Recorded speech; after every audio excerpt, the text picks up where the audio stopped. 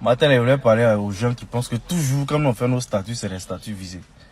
Nos statuts, il n'y a pas toujours ces visés. Hein. Souvent, là, c'est les statuts balles perdues. C'est-à-dire que nous, on fait nos statuts comme ça. Et puis, par la grâce de Dieu, ça te concerne. C'est-à-dire que c'est toi qui dois revoir ta vie. Mais si tout ce qu'on met sur Internet, à toi, tu te sens concerné, c'est que vraiment, il y a quelque chose qui ne va pas chez toi. Mais comme Dieu passe par l'homme pour faire l'homme, là, matin, là, il te dit en même temps. C'est pas tous les statuts qui sont visés. Voilà. Les statuts balles perdues. Ça t'a pris, Yakou. Passez les bornes, vous feriez bien de vous contrôler. Expliquez-nous pourquoi la procédure d'expulsion contre Madame Morelli a été abandonnée malgré son incapacité à payer ses loyers. Est-ce que c'est parce que la perte de cet argent n'était rien comparé aux millions que vous avez gagnés après la mort de Trisha? Répondez à la question, sénateur. Pourquoi avez-vous accordé autant de faveurs à Linda Morelli? Monsieur le Président, j'ai fait preuve d'un grand respect envers la Cour en acceptant de venir ici aujourd'hui. Mais je ne subirai pas ces calomnies plus Vous longtemps. m'envoyez navré, sénateur. Navré que vous n'ayez aucune compassion pour tous ceux qui ont été broyés par votre projet. Et je ne parle pas de Trisha et de son petit ami David Allen, qui a passé 21 ans derrière les barreaux. Je parle aussi des milliers de personnes que vous avez expulsées dans le but de vous enrichir. La plupart d'entre eux étaient pauvres, impuissants, et n'avaient pas la couleur de peau qui augmenterait vos profits. Vous avez détruit des milliers de personnes. Vous avez détruit des milliers de familles. Vous avez détruit des vies entières, sénateur.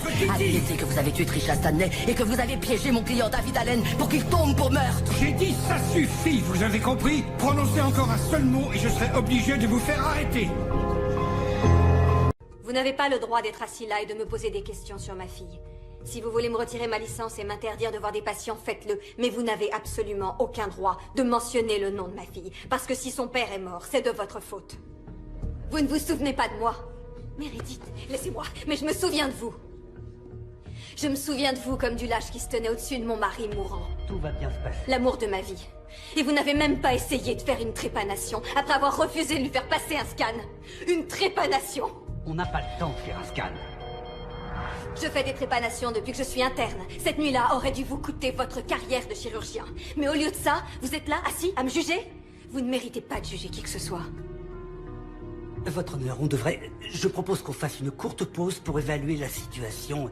Savoir si le docteur Gray... S'il n'y a pas un conflit d'intérêts qui pourrait... Un conflit d'intérêts? Mon devoir d'exercer ne devrait pas être entre les mains de cet homme. C'est lui qui est dangereux. Tu parles anglais? Non, non, non. Et toi, tu parles anglais? Oui, oui, oui. Conduis-moi à l'hôpital. À l'hôpital. On a mis une poche d'1 kilo dans mon ventre, enlevez-la tout de suite, ça fuit. Je suis fatiguée.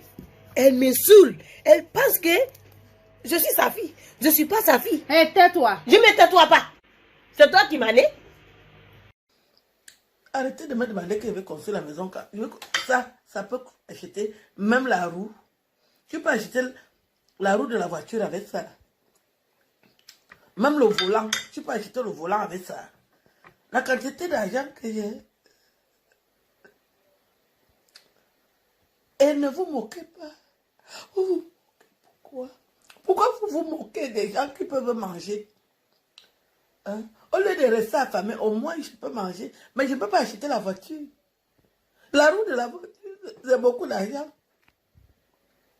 Laissez-nous. On commence à descendre dans le ventre. Mais ça, c'est aussi une autre joie, comme si tu as la voiture. C'est une autre joie, comme si tu as la maison. Regarde comment il sent bon. C'est comme si je suis dans une villa. C'est comme si je suis dans une villa. Ma chérie, tu es dans relation. Le gars, il fait 1 semaine. Quand t'appeler 2 semaines, il ne t'appelle pas. Quand tu lui envoies un message, mais il fait vu, ignorer. Et puis tu es là, tu dis, j'ai un homme dans ma vie. Tu as quel homme dans ta vie? Toi, tu es dans la relation, lui n'est pas dans la relation.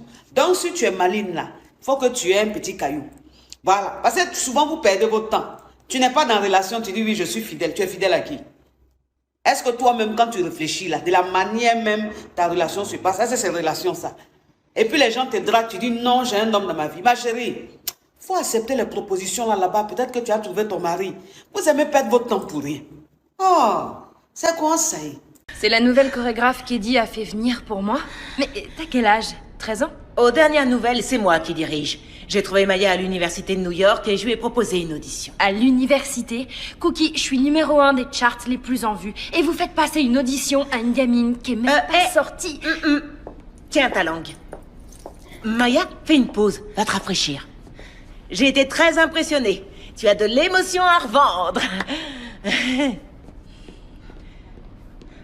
Je sais bien que grâce à Edith, t'as l'impression d'être une grande star. Et tu as de quoi, je suis très fière de toi, Tiana. Mais ça ne t'autorise pas à débarquer sans prévenir et à te comporter comme une garce. Ici, il n'y a que moi qui ai le droit de faire la garce, chérie. Tâche de ne pas oublier qui t'a faite. Ça m'ennuierait de te renvoyer à la case 0. Fais attention à toi. N'interromps plus jamais ce que j'ai organisé ou je balaye ton petit cul des charts. Je t'en foutrais du numéro 1. Tu m'as pas appelé. Non, ni toi, ni personne. Il me fallait le temps. Je suis neurochirurgien. J'aurais pu faire quelque chose. Mais tu m'as pas appelé. Amélia, t'as appelé qui en premier? La police? Ou l'ambulance?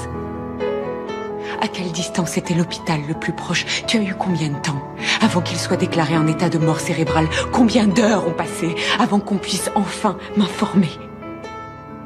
Combien il y a eu de moments où tu aurais pu m'appeler? Pourquoi? Pourquoi t'as pas appelé? Il y avait plus rien à faire. Tu pouvais rien pour lui. Il était déjà plus là. T'en sais rien, tu peux pas. Si, je le sais. Peut-être que j'aurais pu le sauver. Peut-être que j'avais une chance. C'est mon métier de faire des miracles. J'ai prouvé que j'étais capable d'accomplir l'impossible. J'aurais dû être présente.